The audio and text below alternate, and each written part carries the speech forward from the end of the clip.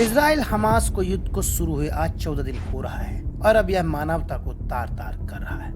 ऐसा कहना है विश्व स्वास्थ्य संगठन WHO का, क्योंकि ये युद्ध एक साथ कई मोर्चों पर लड़ा जा रहा है।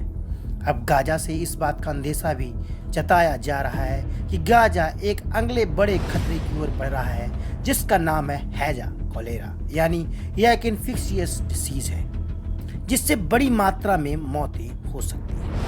इसी पर मानवतावादी संगठनों ने चेतावनी दी है कि यदि समय पर सहायता की अनुमति नहीं दी गई तो गाजा पट्टी का अगला बड़ा खतरा एक घातक वाटरबॉर्न डिसीज हो सकता है। आज के इस एपिसोड में हम इसी बात पर चर्चा करने वाले हैं कि वैश्विक स्तर पर इजराइल और हमास के युद्ध पर क्या चल रहा है, क्योंकि हाल ही में इजराइल का दौरा कई बड़े बड़े नेता कर चुके हैं। इनमें से ऋषि सुनैक, अमेरिकी राष्ट्रपति जो बाइडेन और अन्य कई नेता। तो आज के इस एपिसोड में हम गाजा में बढ़ रही चुनौतियों के बारे में चर्चा करेंगे कि आखिर विश्व स्तर पर संस्थाएं क्या कर रही हैं और इस समय गाजा के क्या हालात हैं।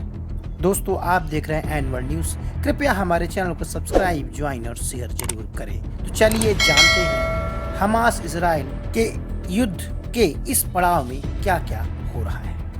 इजराइल हमास युद्ध पर मानवतावादी संगठनों ने चेतावनी दी है कि यदि गाजा पट्टी में समय पर सहायता की अनुमति नहीं दी गई तो गाजा का अगला बड़ा खतरा वाटरबॉर्न डिसीज यानी हैजा जैसी बीमारियां हो सकती हैं। आपको बता दें कि इजराइल के गाजा के उत्तरी भाग में 1.1 मिलियन फिलिस्तीनियों को निकालने के आदेश के जारी करने के बाद यह बड़ा खतरा मंडरा रहा है, क्योंकि अगर एक ही स्थान पर इतने ज्यादा लोग जमा होंगे तो जाहिर सी बात है कि पानी और खाने की किल्लत तो होगी ही।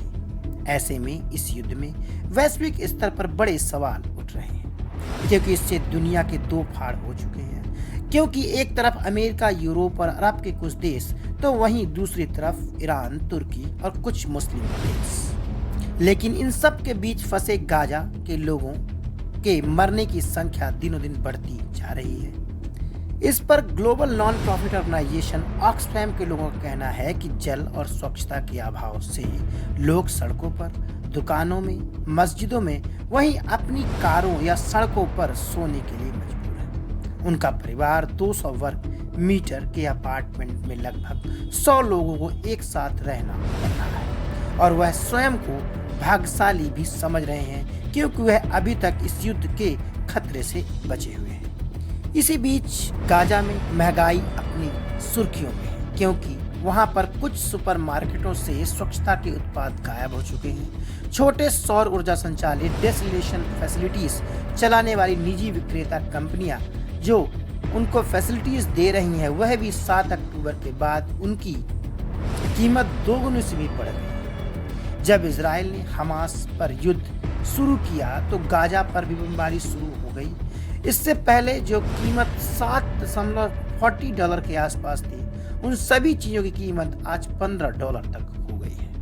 नॉन प्रॉफिट ऑर्गेनाइजेशन ऑक्सफैम और संयुक्त राष्ट्र एजेंसियों ने चेतावनी दी है कि गाजा पट्टी में यदि तत्काल प्रभाव से मानवीय सहायता नहीं पहुंची तो पानी और स्वच्छता सेवाओं के पतन से हैजा और अन्य घातक संक्रामक रोग फैल सकते हैं। हमास के हमले के बाद फिलिस्तीनी क्षेत्र में पूर्ण नाकाबंदी की घोषणा के बाद इजराइल ने गाजा के लिए अपनी पानी की पाइपलाइन भी काट दी गई है। साथ ही पानी के सीवेज संयंत्रों को, बिजली देने वाले ईंधन और बिजली प्रावधानों को भी पूरी तरह काट दिया है। वहीं गाजा में मौजूद 65 सीवेज पंपिंग स्टेशनों और इनकी 5 वेस्ट वाटर ट्रीटमेंट सुविधाओं में से अधिकांश का संचालन बंद हो चुका है।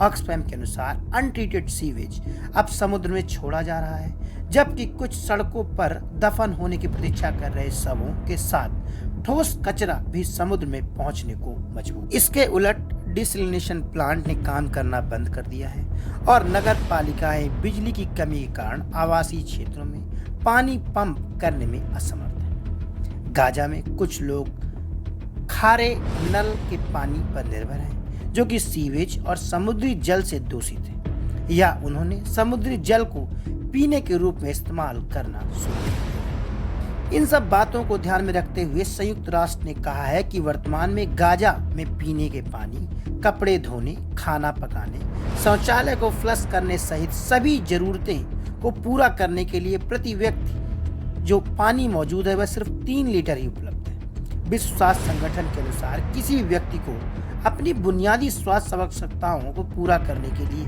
प्रतिदिन 50 से 100 लीटर पानी की आवश्यकता, जो कि अब गाजा के लिए उपलब्ध नहीं है। ऐसे में गाजा का अगला बड़ा खतरा कोलेरा इन्फेक्शियस डिसीज यानी हैजा संक्रामक रोग हो सकता है। लेकिन दुनिया ने यूक्रेन और इजराइल के युद्ध से कुछ नहीं सीखा, क्योंकि युद्ध किसी भी चीज का हल नहीं हो सकता। यह दुनिया भली भांति जानती है। पिछले 1.5 साल से चल रहे यूक्रेन और रसिया का युद्ध कब खत्म होगा इसका किसी को पता नहीं है। वहीं दुनिया अब एक नए युद्ध की ओर अग्रसर है और इजराइल और गाजा का युद्ध जारी है। कि क्या यूक्रेन रूस युद्ध के परिणाम कम थे कि इन देशों को समझने के लिए कि युद्ध किस तरह खतरनाक हो सकते हैं। एक तरफ यूक्रेन रूस युद्ध में यूक्रेन देश पूरी तरह बर्बाद हो रहा है, वहीं हाल में चल रहे गाजा युद्ध में इंसानियत भी तार-तार हो गई है। आज वहां के लोग एक बूंद पानी के लिए मोहताज हैं। दोस्तों, ये है हालात गाजा इजराइल युद्ध के। आज 14 दिन पूरे हो चुके हैं। फिलहाल इस खबर में इतना ही। जुड़े रहिए एन वर्ल्ड न्यूज़ के साथ।